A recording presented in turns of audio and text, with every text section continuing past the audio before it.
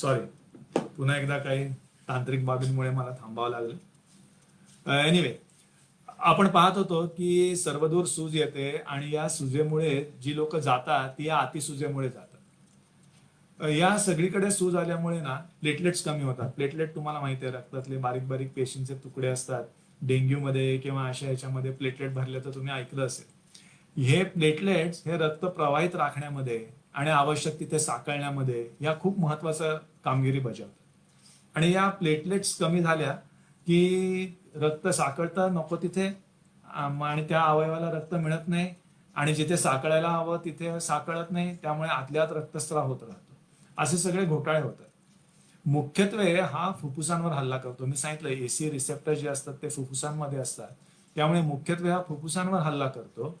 आणि याची खासियत अशी आहे की ऑक्सिजनचं प्रमाण बरंचसं कमी होऊन सुद्धा त्या पेशींची काही तक्रार नसते. Patients are happy. आणि ही जी घुसमट आहे त्याला सुखद घुसमट असं नाव आहे. इट्स कॉल्ड हॅपी हायपॉक्सिया असं डॉक्टर लोकांनी त्याला नाव दिलेलं आहे. इट इज सो स्ट्रेंज की पेशंटच्या ऑक्सिजन कमी होतोय पण तक्रार काही विशेष त्यांची नाहीये. या सगळ्याची अखेर होते ती सायटोकाईन स्टॉर्म नावाच्या कंडिशननी. सायटोकाईन स्टॉर्म म्हणजे पुन्हा एकदा खूप मोठ्या प्रमाणावरती सूज येते आणि सायटोकाईन्स ही द्रव्य आहेत या सुजेमध्ये निर्माण होणारी, आणि त्यामुळे या फुफ्फुसामध्ये खूप सूज येते आणि दम लागतो आणि बहुतेकदा पेशंटचा मृत्यू हा या सायटोकाईन स्टॉर्ममुळे होतो. थोडक्यात हा सगळा प्रतिकार शक्तीचा खेळ आहे. आणि ही प्रतिकार शक्ती ही दोन पद्धतीने आपल्याला येते. म्हणजे एकतर आपण आईच्या गर्भामध्ये असताना आईच्या रक्तातून काही प्रकारची द्रव्य ही आपल्या शरीरात आपोआप प्राप्त होतात. म्हणजे आईला धनुर्वाताची लस दिलेली असते, त्यामुळे धनुर्वाताविरुद्धची प्रतिकार शक्ती द्रव्य आपल्या शरीरामध्ये आपोआप येतात. आईला रुबेलाची लस दिली असेल तर ती येतात. अशा पद्धतीने ही प्रतिकार शक्ती ही आपोआप आपल्यामध्ये येते. आणि दुसरा प्रकार आहे की ऍक्टिव्ह इम्युनिटी. म्हणजे ज्या वेळेला आपला जन्म होतो, आपल्याला एखादी लस दिली जाते, त्यावेळेला जंतूचा एखादा तुकडा हा आपल्या प्रतिकार शक्तीला त्याच्या सामने ठेवला जातो, त्याला प्रेझेंट केला जातो, आणि त्या जंतू विरुद्ध आपल्या शरीरामध्ये पेशी आणि रासायनिक द्रव्य तयार होतात. त्याला म्हणतात ऍक्टिव्ह इम्युनिटी. लस देण्यामागचं हेच विज्ञान आहे. किंवा आपल्याला आपोआप एखादा आजार झाला, समजा मला काही कारणाने टीबी झाला, तर टीबी विरुद्धची प्रतिकारशक्ती माझ्या शरीरामध्ये निर्माण होईल, आणि जर पुन्हा मला टीबीचा लागण झाली तर अधिक जोमाने मी त्याला सामना करू शकेन आणि कदाचित मी जिंकेन. जी गोष्ट टीबीचीच ती टायफॉइडची, अशा अनेक आजारांसाठी ही अशा पद्धतीने प्रतिकारशक्ती निर्माण होते. लस निर्माण करण्यामागचं हेच विज्ञान आहे की प्रतिकारशक्ती कृत्रिमरित्या लस टोचली की तो सौम्य केलेला आजार, जंतूचा एखादा भाग हा तिथे प्रतिकारशक्तीला दाखवला जातो, आणि मग त्याच्या विरुद्ध प्रतिकारशक्ती काम करायला शिकते. आणि इट हॅज मेमरी. प्रतिकारशक्तीला स्मरणशक्ती असते, ती लक्षात ठेवते की अशा पद्धतीचा जर का प्रोटीन, कार्बोहायड्रेट जे काय असेल, पेशी, जीव आला तर त्याला या पद्धतीने त्याचा मुकाबला करायचा, असं ती शिकते. That is what is called learned immunity, किंवा आर्टिफिशियली आपण देतो, किंवा ऍक्टिव्ह इम्युनिटी. प्लाझ्मा थेरपी बद्दल तुम्ही ऐकलं असेल. म्हणजे काय होतं की समजा मला करोना झाला तर माझ्या शरीरामध्ये करोना विरुद्ध अँटीबॉडीज, प्रतिपिंडे तयार आहेत. मग मी बरा झाल्यानंतर समजा माझं रक्त घेतलं आणि ते दुसऱ्या कोणाला टोचलं, त्यातला आवश्यक तो भाग काढून, तर त्याला तयार प्रतिपिंड मिळतील, आणि तो माणूस ह्या प्रतिपिंडांच्या मदतीने दुसऱ्या राष्ट्राला दारुगोळा पुरवल्यासारखा आहे, आणि या प्रतिपिंडाच्या मदतीने तो माणूस हा उत्तमरित्या या आजाराचा सामना करू शकेल. अशा भावनेने हे प्लाझ्मा थेरपी दिली जाते. टिटेनस मध्ये किंवा रेबीज मध्ये अशा पद्धतीचे उपचार हे केले जातात, आणि अशा पद्धतीची लस ही वापरली जाते. त्यामुळे याच्यावरती सुद्धा प्रयोग सुरू आहे. थोडक्यात तुमच्या लक्षात आलं असेल की प्रतिकार शक्ती ही दुधारी तलवार आहे. प्रतिकार शक्ती ही दुधारी तलवार आहे. जसा तो वार शत्रूवरती होतो तसंच तिची धार ही आपल्याला सुद्धा लागू शकते, आपल्याला सुद्धा कापू शकते. त्यामुळे अतिप्रतिकार शक्ती ही खरं तर वाईट असते. अनेक आजार आहेत जे अतिप्रतिकार शक्तीमुळे होतात. उदाहरणार्थ दमा किंवा अनेक प्रकारचे संधिवात किंवा काही प्रकारचे कॅन्सर्स हे अतिप्रतिकारशक्तीमुळे होतात. सायटोकाईनची ढगफुटी, सायटोकाईन स्टॉर्म जे मी सांगितलं ते अतिप्रतिकार शक्तीमुळे होतं. आणि बाजारात इम्युन बुस्टर्स मिळतात. म्हणजे मी तर म्हणतो की आपलं नशीब चांगलं म्हणून हे सगळे जे काही इम्युन बुस्टर्स मिळतात ते तथाकथित इम्युन बुस्टर्स हे तथाकथित आहे, हे तर एक चांगली गोष्ट आहे. याचं कारण असं की समजा यांनी खरोखरच आपली प्रतिकारशक्ती खूप खूप खूप वाढवली तर त्याचा उलट तापच जास्त व्हायचा. मग हे येतात कसे आणि प्रतिकारशक्ती म्हणजे काय? प्रतिकारशक्ती काय म्हणते मी समजावून सांगितलं. या प्रतिकारशक्तीचा कुठलंही मोजमाप नाही. नेमकं कशी मोजायची? There is no single unit. कारण हे अनेक गोष्टींचा एकत्रित परिणाम म्हणून ती असते, ती मोजता येणार नाही. त्यामुळेच असे दावे केले जातात. त्यामुळेच असे दावे केले जातात. म्हणजे हे औषध घ्या तुमची कल्पनाशक्ती वाढेल असं म्हणण्यासारखं आहे. You cannot measure somebody's imagination. Imagination power कशी मोजता येईल तसं हे प्रतिकारशक्तीचं आहे. म्हणून प्रतिकारशक्ती वाढवणं हे प्रत्येक वेळेला योग्य असतंच असं नाही. आपला विषय मुख्य करोनावर रामबाण उपाय. त्यामुळे आता उपाय म्हणजे काय आणि काय काय केलं जातं हे आपण इतका वेळ बघितलं. पण आता रामबाण म्हणजे काय त्याच्याकडे येऊया. कुठला उपाय रामबाण म्हणायचा आणि कुठला लक्ष्मण बाण, भरत बाण, शत्रुघ्न बाण म्हणायचा? तर अर्थातच जे औषध अतिशय प्रभावी असेल आणि सुरक्षित असेल, हे दोन पहिले criteria. That it should be safe and it should be effective. परिणामकारक पाहिजे आणि सुरक्षित पाहिजे. भीक नको पण पुत्रावर असा प्रकार होता कामा नये. स्वस्त असेल तर फारच उत्तम, सोपं असेल द्यायला आणखी उत्तम.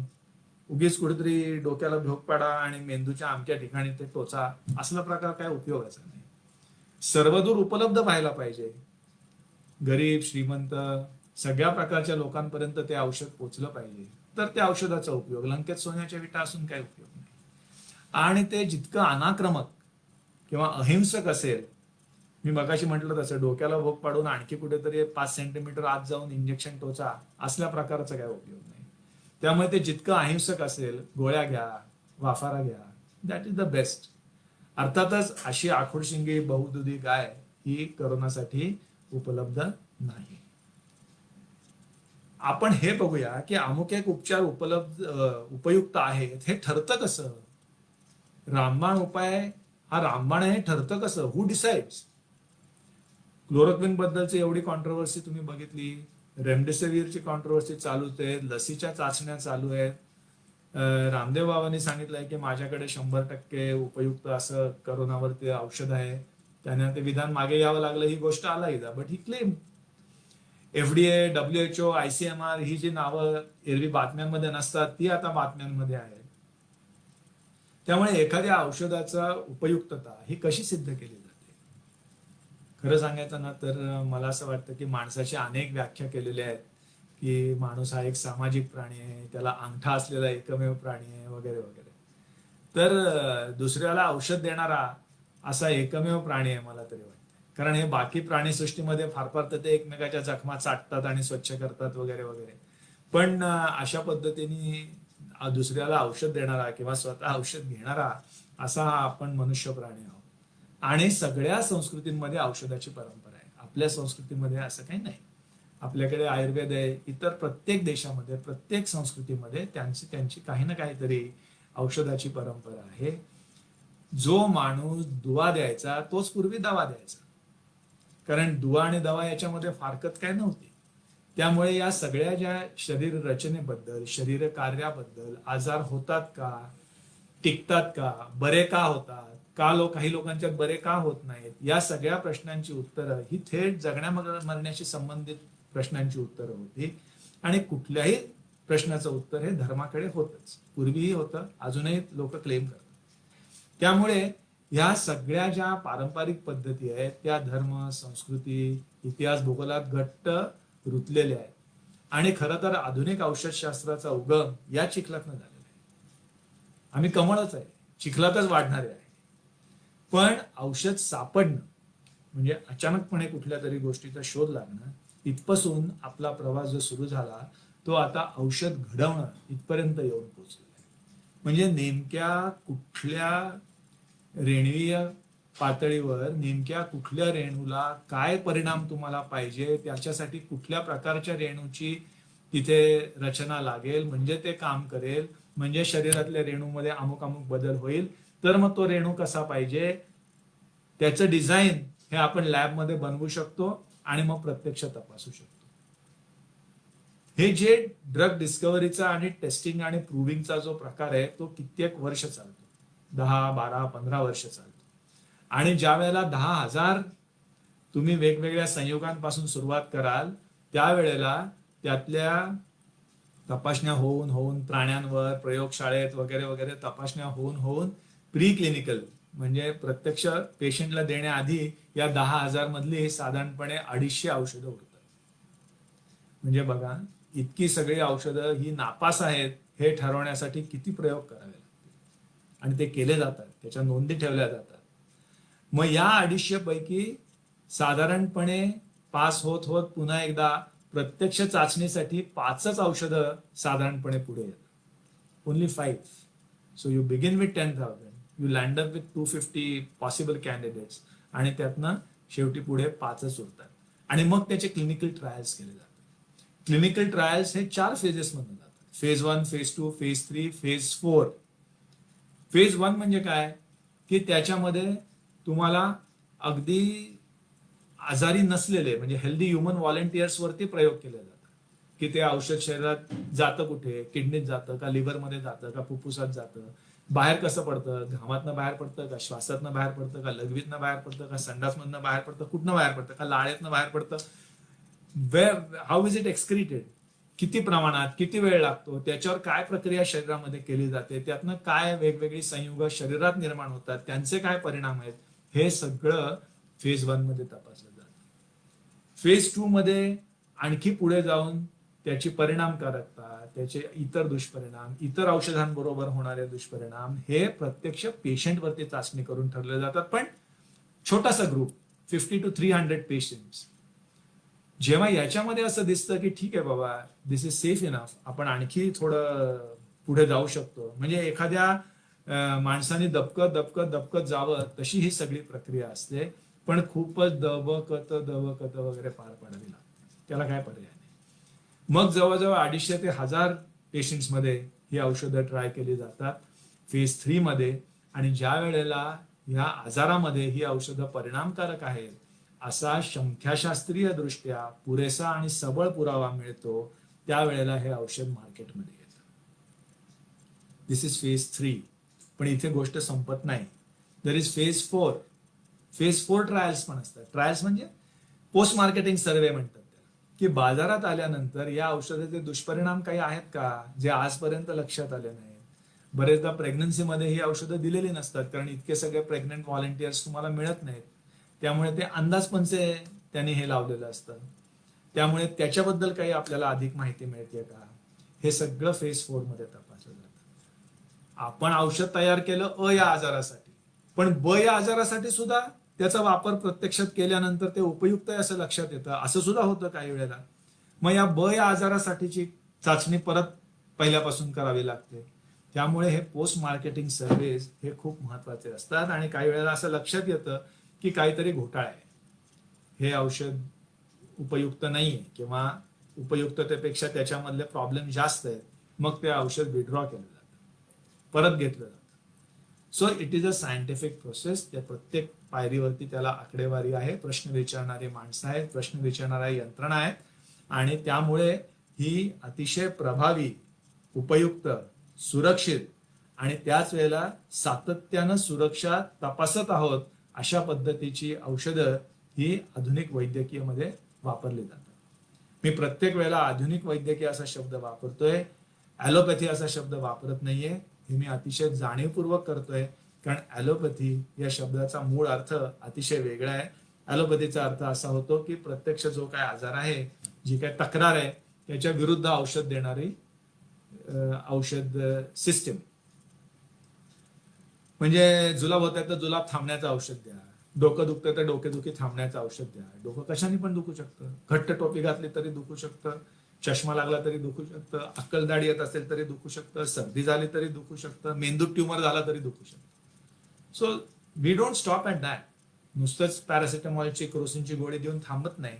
याच्या मागचं कारण काय हे शोधून काढलं जातं. So what we practice is not allopathy, what we practice is modern medicine, आधुनिक वैद्य. म्हणून मी प्रत्येक वेळेला आधुनिक वैद्य हा शब्द वापरतोय.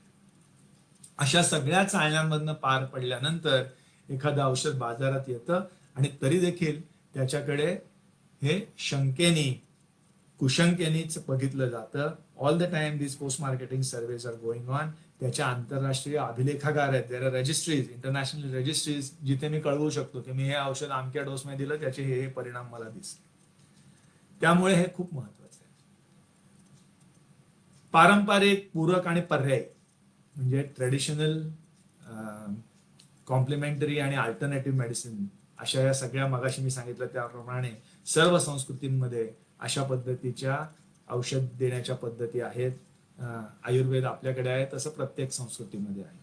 पण यांच्या दाव्यांच्या काही मर्यादा आहेत आणि या मर्यादा, त्यांची औषधं निरुपयोगी आहेत किंवा वाईट आहेत असं नाही आहे. त्यांच्या अंगभूत मर्यादा आहेत, म्हणून या मर्यादा आपल्याला दिसतात असं मला वाटतं. द सिस्टीम्स पर से काय त्यांच्या मर्यादा आहेत ते आपण बघायला पाहिजे. आजीबाईचा बटवा जसा आपल्या आजीकडे होता तसा इजिप्त मधल्या आजीकडे पण होता, चीनी आजीकडे पण होता, बोलिव्हिया मधल्या आजीकडे पण होता, पेरू मधल्या आजीकडे पण होता, टांझानियातल्या आजीकडे पण होता आणि त्यातल्या आज्यांकडे आजही आहेत, आपल्याही आजीकडे. पण या सगळ्या बटव्यांमध्ये त्या त्या देशीची देशी औषधं आहेत आणि त्या त्या देशांना त्याचा अभिमान सुद्धा आहे. म्हणजे करोना आला चीनमधनं ना, त्याच्यावरती उपाय सुद्धा लगेच चायनीज ट्रेडिशनल मेडिसिन, म्हणजे आपल्याकडचं आयुर्वेद तसं प्राचीन चीनी मुनींनी जे काय सांगितलंय त्याच्यावरती हे औषध घ्या, हे काढे घ्या, असे त्यांनी लगेच त्यांच्या याद्या वगैरे बाहेर काढल्या. असं अनेकांनी केलं. म्हणजे बोलिव्हियामध्ये सुद्धा अशा पद्धतीची झाडपाल्याची औषधं तिथल्या पारंपरिक वैद्य जे होते त्यांनी बाजारात आणली. साऊथ आफ्रिकेमध्ये आणली, येमेनमध्ये आणली, टांझानियामध्ये आणली. मी याचं सगळ्या स्लाइड्स केलेल्या होत्या, पण आता ते मला शेअर करता येत नाहीये for some technical reason. So all these countries have their traditional practices and many more. आणि या सगळ्यांनी हे आपापले दावे हे पुढे केले. याच्यामध्ये इतरही भाग असतात. म्हणजे चायनीज ट्रेडिशन मेडिसिन हे अमेरिकन लोकांनी घेणं हा एक प्रकारची पॉलिटिकल स्टेटमेंट पण आहे. Because this is soft power. जसं बॉलिवूड किंवा योगा हे भारताची सॉफ्ट पॉवर आहे. प्रत्येक वेळेला तुम्हाला हल्लाच करावा लागतो त्या देशावर असं नाही, हा सांस्कृतिक हल्ला आहे. तशा पद्धतीचं चिन्यांचं औषध हे अमेरिकनांनी घेणं ही त्यांची सॉफ्ट पॉवर, ही त्याच्या मागे राजकारण सुद्धा आहे. आपल्या आजी आजोबांनी सांगून ठेवलंय त्या अर्थी ते योग्यच असणार, अशा पद्धतीची एक भ्रामक समजूत ही आपली लहानपणापासून करून दिलेली असते. नेहमी काही बोललं की लोक विचारतात की आमचे आजोबा काही वेडे होते का? आजोबा वेडे होते असं आम्हाला म्हणायचं नाहीये, पण आजोबांना त्यांच्या काळाच्या मर्यादा होत्या. उपलब्ध ज्ञान आणि तंत्रज्ञानानुसार ते बरोबरच होते. आज आपल्याला जे उपलब्ध आणि ज्ञान आणि तंत्रज्ञान आहे त्यानुसार आपण विचार आणि अभ्यास केला पाहिजे. असे लोकांना वाटत असतं की प्राचीन ग्रंथामध्ये, म्हणजे निव्वळ ते प्राचीन आहेत त्या अर्थी त्याच्यामध्ये काहीतरी गूढ, गहन आणि अतिशय आजच्या जगण्याला उपयुक्त असं काहीतरी ज्ञान त्याच्यामध्ये लपलेलं असेल, अशी एक भाबडी आशा असते. एक प्रकारची श्रद्धा असते, एक विश्वास असतो, आपल्या संस्कृतीचा अभिमान असतो. त्याच्यामुळे अशा भावना या बळावतात. त्यामुळे अशा पद्धतीची कल्पना आपल्याला त्याच्याकडे घेऊन जातात. त्यामुळे करोना आल्यानंतर देशोदेशीच्या वैद्य हाकीम लोकांनी आपापले बटवे पुढे केले आणि हे बघा, ते बघा, ते बघा असं सगळं ते म्हणायला लागले. पण अर्थातच अजून तरी आपल्याला कुठलंच औषध याच्यासाठी उपयुक्त आहे असं आढळून आलेलं नाही. बरेचसे दावे अशास्त्रीय आहेत, पुरावा अपुरा आहे, जुनं ते सोनं एवढ्याच त्याच्या मागचं म्हणणं आहे किंवा त्याच्या मागचा आर्ग्युमेंट आहे की because this is as old, because this is been traditionally practised, हे असं आहे. इतकंच काय, या सगळ्या पारंपरिक औषधवाल्यांचं आणि भारतामध्ये सुद्धा त्यांचं असं म्हणणं असतं की मुळातच आमचं शास्त्र हे वेगळंच शास्त्र आहे. तुमचं शास्त्र वेगळं आणि आमचं शास्त्र वेगळं, तुमचे निकष वेगळे आणि आमचे निकष वेगळे, आम्हाला काही वेगळंच समजतं. तुमच्यासाठी जे काय शास्त्रीय तथ्य सिद्ध करण्याची जी पद्धत आहे ती मुळात आम्हाला लागूच होत नाही, त्यामुळे आम्हाला माफ, असं ते म्हणतात. आणि सरकार सुद्धा ऐकतात, नियंत्रक यंत्रणा ऐकतात. म्हणजे आपल्याकडे की एफडीएच्या कायद्यामध्ये हे आहे की की काय 40-50 पुस्तकांची नावं दिलेली आहेत त्यांनी, त्या पुस्तकामध्ये एखादा रेफरन्स तुम्हाला एखाद्या औषधाचा म्हणजे आयुर्वेदिक औषधाचा समजा तुम्ही दाखवून दिलात, तर ते औषध तुम्हाला थेट मार्केटमध्ये आणायला परवानगी आहे. त्याला कुठल्याही प्रकारच्या चाचण्यांची, पुराव्याची आवश्यकता नाही. यामुळे तोटा आपल्या पारंपरिक शास्त्राचा होतो. मी मगाशी म्हटलं तसं ती औषधं निरुपयोगी नाहीत, ती अतिशय उपयुक्त आहेत, पण त्याचे सामर्थ्य आणि मर्यादा यांचा नीट अभ्यास व्हायचा असेल तर तो आवश्यक भाग त्यांच्या मार्केटिंगचा हा असायला हवा. तो नसल्यामुळे मार्केटिंग करायचं असेल तर तुम्हाला संशोधन करायची गरजच संपून गेलेली आहे. मग कशाला कोण संशोधन करेल? मी मगाशी सांगितलं phase 1, phase 2, phase 3, phase 4 trials एका औषधासाठी किती खर्च येत असेल, हा सगळा खर्च कुठनं भरून काढतात? ते तुमच्या आमच्याकडनं भरून काढतात. त्यामुळे इतका खर्च न करता जर का डायरेक्ट मार्केटमध्ये औषध तुम्हाला नेता येत असेल तर कशाला कोण खर्च करेल, कशाला कोण संशोधन करेल? त्यामुळे अशा पद्धतीच्या आपला तो बाब्या, आम्ही असू लाडके, आम्हाला माफ, आम्ही वेगळे असं म्हटल्यामुळे उलट पारंपरिक पद्धती स्वतःचं नुकसान करून घेत असतात. पण बरेचदा ह्यांचे दावे चालून जातात. असं का बरं होतं? खूप लोक स्टोऱ्या सांगतात की माझ्या अमक्याच्या तमक्याला अमक्याने गुण आला, देशोदेशीचे वैद्य हाकीम झाले, शेवटी त्या अमक्याने असं केलं मग ते बरं झालं, वगैरे वगैरे वगैरे. पहिली गोष्ट अशी आहे की बरेचदा आपोआप नैसर्गिकरित्या आजार बरे होतात, प्लॅसिबो परिणाम असतो, म्हणजे औषध घेतो या भावनेने लोकांना बरं वाटतं, अशा अनेक गोष्टी त्याच्यामध्ये असतात. बरेचदा या पारंपरिक औषधं जी असतात त्यांचे दावे हे भोंगळ असतात, नेमकेपणाने दावे काही केले जात नाहीत, त्यामुळे ते तपासता येत नाही. जसं मी मगाशी उदाहरण दिलं की इम्युन बुस्टर म्हणून समजा मी साखर जरी विकली तरी कोणीही मला खोटं पाडू शकत नाही, पाणी जरी विकलं तरी कोणीही मला खोटं पाडू शकत नाही. याचं कारण असं की पाणी समजा मी प्यायलं नाही तर शुष्कता येते, डिहायड्रेशन होतं, डिहायड्रेशन झाल्यानंतर शरीरातल्या अनेक सिस्टीम्स मध्ये प्रॉब्लेम्स येतात, त्यातल्या इम्युन सिस्टीम मध्ये पण प्रॉब्लेम येतो. त्यामुळे पाणी हे इम्युन बुस्टर म्हणून विकता येईल मला. आणि इम्युनिटीची काही युनिटच नसल्यामुळे, टेस्टच नसल्यामुळे दावा सिद्ध करायचा प्रश्नच येत नाही. शुद्ध जल प्यावा असं कुठल्या तरी ग्रंथातला मी रेफरन्स काढून दाखवू शकतो. त्यामुळे हे भोंगळ दावे केले जातात. बरेचदा ही औषधं मुळातच निरुपयोगी असतात, विशेषतः होमिओपॅथीची औषधं ना त्याच्यात औषधच नसतं. मी बोलतो त्याच्याबद्दल नंतर. होमिओपॅथीच्या औषधामध्ये औषधाला सुद्धा औषध नसतं. हे आर्सेनिक अल्बम 30 तुम्ही जागोजागी लोक वाटतात ना उत्साहाने, it does not have even a single molecule of arsenic album. हे गणित करून आपण बघू शकता तुमचं तुम्ही. एनिवे, कमिंग बॅक टू, त्यामुळे अशा पद्धतीने हे दावे केले जातात. ती औषधं बरेचदा निरुपयोगीच असतात. कधी कधी गणित फसतं. इराणमध्ये तुम्हाला माहिती आहे लोकांनी अशी समजूत झाली की दारू पिल्याने करोना जातो, दारू पिऊन त्याच्यात लोक मरतात, विषारी दारू प्यायल्यामुळे.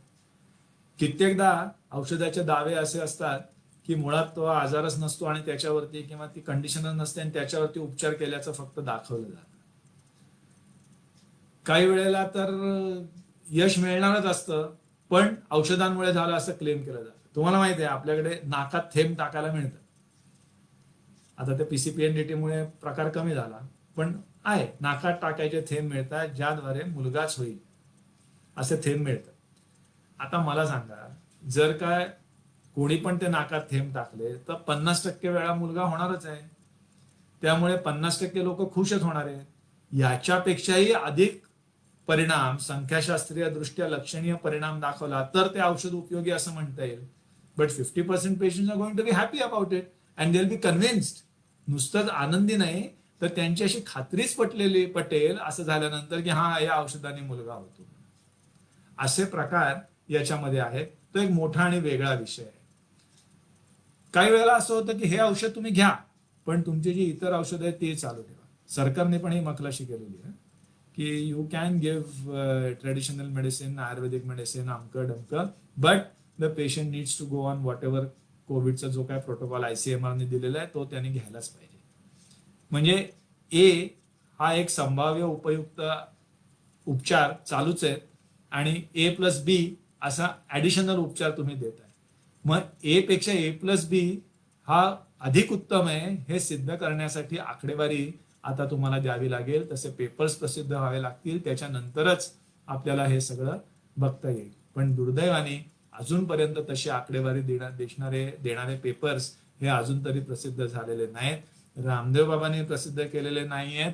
या Indian council of homeopathic research म्हणून सेंट्रल गव्हर्नमेंटचं ऑर्गनायझेशन आहे, त्यांच्याही वेबसाईटवरती असा कुठलाही रिसर्च पेपर आर्सेनिक अल्बम बद्दल आजतागायत, मी कालच वेबसाईटवर जाऊन बघितलं, प्रसिद्ध झालेला नाही. तरी देखील हे दावे केले. तुम्हाला एड्स आठवत असेल, एक 20 वर्षापूर्वी एड्सवरती काहीच औषध नव्हतं, खूप रुग्णांचे हाल व्हायचे. तिथे केरळमधल्या एका माणसाने एड्सवरती औषध देतो म्हणून सांगितलं आणि त्याच्याकडे ही झुंबड लोकांची, लांब लांबून लोक जायचे आणि आवाच्या सवा किमतीला ते औषध तिथनं घ्यायचे. आणि जसं तिथे होते तसे जागोजागी होते, खेडोपाडी सुद्धा होते. आमच्या आसपास महाबळेश्वरच्या पलीकडे पण एक गाव आहे, तिथे पण एक माणूस एड्सवरती औषध द्यायचा आणि मुंबईहून वगैरे लोक त्याच्याकडे जायचे. आता एड्सवरती प्रभावी औषध आहे, एड्स बरा होत नाही पण आटोक्यात राहू शकतो. म्हणजे जसं डायबिटीस आहे, ब्लड प्रेशर आहे, तुम्ही त्याच्याबरोबर जगू शकता with some medication and diet, exercise वगैरे वगैरे. तसं आहे. आता हे औषध देणारे कुठे गेले? गायब. म्हणजे कुत्र्याच्या छत्र्या जशा पावसाळ्यात उगवतात आणि नंतर लगेच मावळतात, त्या गतीने ही मंडळी येतात आणि जातात. विशेषतः होमिओपॅथी बद्दल मला बोलावं लागेल. मी मगाशी असं एक विधान केलं की होमिओपॅथीच्या औषधामध्ये औषधाला सुद्धा औषध नसतं. त्यामुळे रामबाण तर सोडाच, लक्ष्मण बाण पण नाही, भरत बाण पण नाही, शत्रुघ्न बाण पण नाही, मुळात बाणच नाही असं माझं म्हणणं आहे. त्याचं कारण असं की होमिओपॅथीचं औषध तयार केलं जातं, त्याच्या सुरुवातीला जे काय आर्सेनिक अल्बम एवढं एवढं घेतलं, त्यात जे काय मॉलिक्युल्स असतील आर्सेनिक अल्बमचे, म्हणजे रेणू असतील, ते त्या औषधामध्ये पाणी घालतात, परत त्यातला एक भाग घेतात, परत आणखी पाणी घालतात, त्यातला एक भाग घेतात, आणखी पाणी घालतात, 9 पट पाणी घालतात. So it is diluted 10 times every step. असं 30 वेळा केलं की it creates that arsenic album 30, जे मायबाप आयुष मंत्रालय आपल्याला सांगतंय की तुम्ही घ्या म्हणून. आणि आमचे नगरसेवक फुकट वाटतात सगळ्यांना, त्यांना समाजसेवा केल्याचं समाधान आणि समाजाला सेवा झाल्याचं समाधान, असं दुहेरी समाधान त्यातनं प्राप्त होतंय. मुळात 30 वेळा हे केलं, 30 वेळा करण्याची गरज नाही, 23 वेळा केलं. तुमच्यापैकी जे केमिस्ट्रीचा ज्यांनी अभ्यास केला असेल त्यांच्या लक्षात येईल की when you cross the Avogadro's number, it's very very unlikely that there is even a single molecule of that particular active agent in the drug. असं सगळी त्यांची थिअरी आहे. आणि त्यांचा असा दावा आहे की हे आधी घेतल्यामुळे याच्यामुळे इम्युनिटी बूस्ट होते, करोना थांबतो वगैरे वगैरे. याच्याबद्दल एकही अभ्यास नाही, आधी तर शक्यच नव्हता कारण हा आजारच नवीन आलेला आहे. पण अजूनही नाही, मी सांगितलं तुम्हाला की कालच मी त्याच्याबद्दल बघून आलो. पारंपरिक, पर्यायी आणि पूरक औषधाची जी काय पद्धती आहे त्यांच्या अंगभूत मर्यादांबद्दल आपण बोलत होतो. आणखी एक अंगभूत मर्यादा अशी आहे की या प्रत्येक संस्कृतीमध्ये, प्रत्येक परंपरेमध्ये शरीर रचनेबद्दल, शरीर कार्याबद्दल त्यांची काहीतरी एक समज होती आणि तिथल्या तिथल्या धार्मिक आणि सांस्कृतिक समजुतींमध्ये ही समज घट्ट रुतलेली होती. म्हणजे कोड का होतो तर त्याला पूर्वसुकृत हे आपल्याकडे कारण सांगितलेलं आहे, म्हणजे पूर्वजन्मातलं काय तुमचं पाप असेल ते. आता हे समजा एखाद्या इजिप्शियन बाईला कोड झाला तर तिला हे कसं समजावून सांगायचं, आणि तिला हे नाही पटलं तर काय करायचं, आणि तिला नाही पटलं तर तुमचं औषध तुम्ही तिला देणार का, आणि दिलं तर ते औषध काम करेल का? जी काही शरीर रचनेचं त्यांचं ज्ञान आहे त्याच्यातली कुठलीही गोष्ट आधुनिक आधुनिक शरीर रचनेच्या आणि शरीर क्रिया विज्ञानाच्या पुस्तकांमध्ये सापडत नाही. आणि आपलंच असं नाहीये, वेस्टर्न युरोपमध्ये पण पूर्वी अशा बऱ्याच कल्पना होत्या, त्याच्याबद्दलही काही सापडत नाही. स्वाभाविकच आहे, कारण त्यांच्याही ज्ञानाला मर्यादा होत्या. आपल्याकडे त्रिदोष, सप्त धातू वगैरे अशा कल्पना होत्या, चीनमध्ये यिंग आणि यांग अशा कल्पना होत्या. युरोपमध्ये मायाझम अशी कल्पना होती. सोरा, सिफिलिस, सायकोसिस, ट्युबरक्युलोसिस असे मायाझम्स होते. इजिप्तमध्ये मेटू म्हणून एक कल्पना होती. त्या रिफ्लेक्सॉलॉजी म्हणून एक शास्त्र आहे, तिथे तर त्यांचं म्हणणं कानाचा आकार हा गर्भस्थ बालकासारखा दिसतो, गर्भासारखा दिसतो, आणि मग वेगवेगळ्या कानातल्या बिंदूंना इथे हात लावला तर तुमचे लिव्हर तल्लख होतं, इथे लावला तर आणखी काय होतं, असे त्यांच्या थिअरीज आहेत. म्हणजे मुळात या थिअरीजच इतक्या चुकीच्या आहे, शरीर रचनेबद्दलच्या कल्पना इतक्या चुकीच्या आहे, शरीर कार्याबद्दलच्या कल्पना इतक्या चुकीच्या आहेत, कारण त्या शेकडो वर्षापूर्वीच्या आहेत. त्या आता कालबाह्य झालेल्या आहेत. त्यावेळची समज आणि त्यावेळची तंत्रज्ञान खूपच मर्यादित होतं. त्या मर्यादा त्यांना होत्या, त्याचं ते वेडे होते असं मला म्हणायचं नाहीये. त्यांच्या परीने त्यांनी प्रयत्न केला. काही त्यांचे ठोकताळे बरोबर आले, काही बरेचसे चुकले. हे होणं स्वाभाविक आहे. आपल्या पुढच्या पिढ्या आपल्याला सुद्धा असंच म्हणतील की अहो यांना एवढंच कळलं होतं, which is nothing wrong in that. त्यामुळे हे जे पर्यायी जी काय औषधं त्यातनं निर्माण होतात, मुळात तुमची शरीर रचनेची समज चुकली, शरीर कार्याची समज चुकली, तर तुम्हाला आजार का होतात हे देखील नीट समजू शकत नाही. मग त्याच्यावरती उपाय काय करायचे हे देखील तुम्हाला नीट समजू शकत नाही. त्यामुळे हे पर्यायीवाल्यांचे बहुतेक सगळे उपाय फसतात, ते या कारणाने फसतात. मुळात प्रामाणिकपणे विचार केला तर तुमच्या असं लक्षात येईल की पर्यायी पचन संस्था असं काय असतं का? There is no such thing. पर्यायी मेंदू, पर्यायी पचन संस्था, पर्यायी श्वसन संस्था असं काही नसतं. सगळ्या माणसांची पचन संस्थेचं काम एकाच पद्धतीने चालतं, श्वसन संस्थेचं काम एकाच पद्धतीने चालतं. त्यामुळे जसं पर्यायी रसायनशास्त्र नसतं, पर्यायी गणित नसतं, पर्यायी फिजिक्स नसतं, तसं there is no alternative system of medicine. दोनच असू शकतात.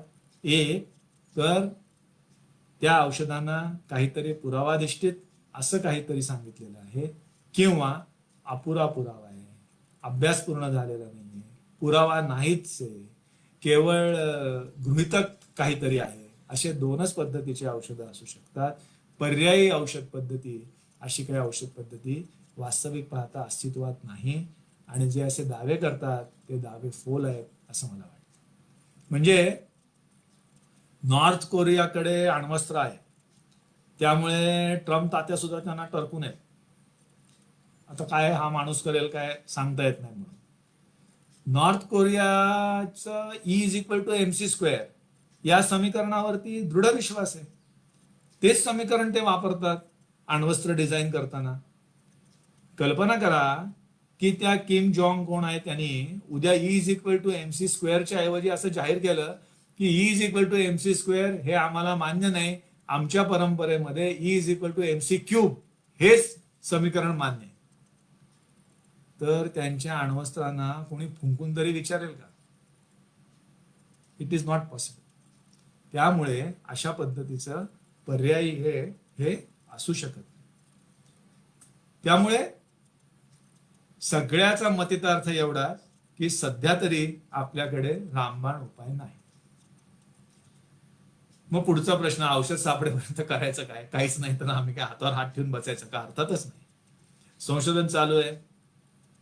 ज्ञात उपचार काय आहेत आणि त्याचा कशा पद्धतीने वापर केला जातो त्याबद्दल सुरुवातीला मी उहापोह केला. त्याच्यापासून we are getting fair result. उत्तम नाही, पण साधारणपणे 2 ते 3% डेथ रेट आहे भारतामध्ये. आपण भारताबद्दलच बोलूया, which is fair. Small pox मध्ये डेथ रेट वॉज 30%, म्हणजे कितीतरी जास्त. व्हिएन्नाच्या हॉस्पिटलमध्ये 18व्या शतकात बायका बाळांत व्हायच्या, तिथे डेथ रेट वॉज 25%. 100 25 बायका मारायच्या. आपल्याकडेही तोच प्रकार होता. त्यामुळे 2-3% हा फार मोठा आकडा नाहीये, दुर्दैवी आहे, पण ह्याच्याही पेक्षा जास्त मोठे आणि जास्त हाहाकार माजवणाऱ्या साथी येऊन गेलेल्या आहेत. मनुष्य जातीने ते कुठल्याही साधनं नसताना पचवलेल्या आहेत.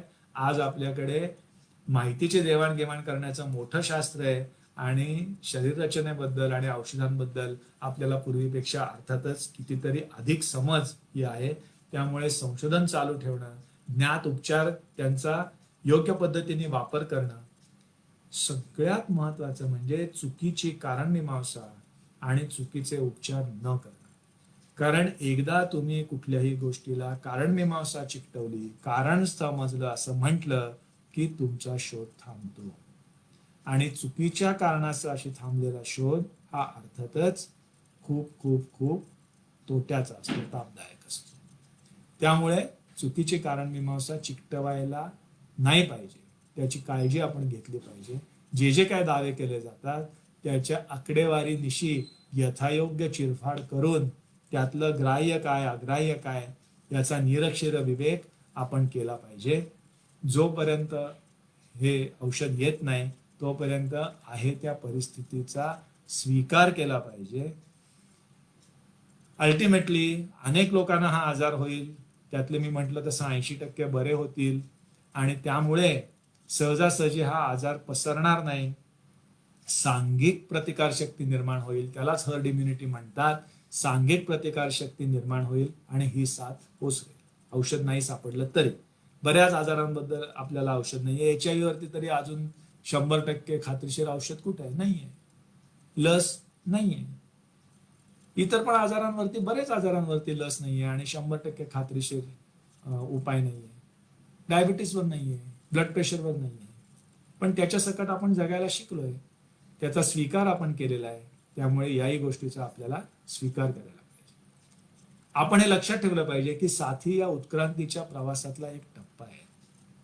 म्हणजे साथ आल्या आल्या आपल्याकडे आणि जगातल्या इतर अनेक देशांमध्ये ह्या पद्धतीची चर्चा सुरू झाली की अरे, माणसाच्या आगाऊपणाबद्दल देवाने दिलेली ही शिक्षा आहे, निसर्गाने घेतलेला हा सूड आहे. असं काही नसतं. तो एक वेगळ्या व्याख्यानाचा मोठा विषय आहे. पण मी एवढंच नमूद करून ठेवतो की साथी ह्या उत्क्रांतीतला एक टप्पा आहे. उत्क्रांतीचा प्रवास हा भावनाहीन असतो. निसर्गाला काय भावभावना नसतात. तो काय तुमच्या पापाची वगैरे शिक्षा देत नाही. निसर्ग सूडबीड काही घेत नाही. उत्क्रांतीचा प्रवास हा न नैतिक असतो. नैतिकता ही मानवी कल्पना आहे. उत्क्रांतीचा प्रवास हा हेतुरहित असतो. सतत उन्नतीकडे प्रवास होतो ही चुकीची समज आहे उत्क्रांतीबद्दलची. तो दिशाहीन प्रवास आहे, तो हेतुरहित आहे, तो उन्नतीकडेच आहे असं नाही. तो भावनाहीन आणि नैतिक असा प्रवास आहे. उन्नतीकडे असा प्रवास नसून आहे त्या परिस्थितीशी अनुकूल असे बदल ज्या प्राणीमात्रांमध्ये होतात तेवढे टिकतात, बाकीचे उत्क्रांतीच्या ओघामध्ये नामशेष होतात. त्यामुळे अशा पद्धतीची निसर्गाला भावभावना चिकटवण्याची चूक आपण करता कामा नये. अर्थातच ही चूक करायची नसेल तर आपल्याकडे दोन मशाली आहेत, एक विज्ञान आणि विवेक. आणि खरोखरच या व्याख्यानमालेचं नावच मुळे डॉक्टर नरेंद्र दाभोळकर विवेक व्याख्यानमाला असं आहे. या व्याख्यानमालेकडून आणि यातल्या व्याख्यानातून आपण विज्ञानाचा आणि विवेकाचा संदेश हा आपल्यापर्यंत पोहोचवण्याचा उद्देश आहे. माझ्याही मांडणीमधनं तोच विज्ञानाचा आणि विवेकाचा वसा तुमच्यापर्यंत पोहोचवण्याचा माझा प्रयत्न होता. तो माझ्या यथाशक्ती मी पार पाडण्याचा प्रयत्न केला. आपल्याला माझी मांडणी आवडली असेल असं मी समजतो. आपण इतक्या मोठ्या संख्येने इथे आलात. आपल्या सगळ्यांच्या प्रतिक्रिया मी बोलण्याच्या ओघात वाचू शकलेलो नाहीये, पण त्यांना माझ्या परीने उत्तर द्यायचा प्रयत्न मी निश्चितपणे करीन. श्री अमित जोजारे आणि या व्याख्यानमालेचे इतर संयोजक यांचे मी मनापासून आभार मानतो. ज्या काय तांत्रिक त्रुटी राहिल्या त्यामुळे थोडा रसभंग झाला, त्याबद्दल आपली क्षमा मागतो आणि आपल्या सर्वांचे पुन्हा एकदा आभार मानून आपली रजा घेतो. धन्यवाद.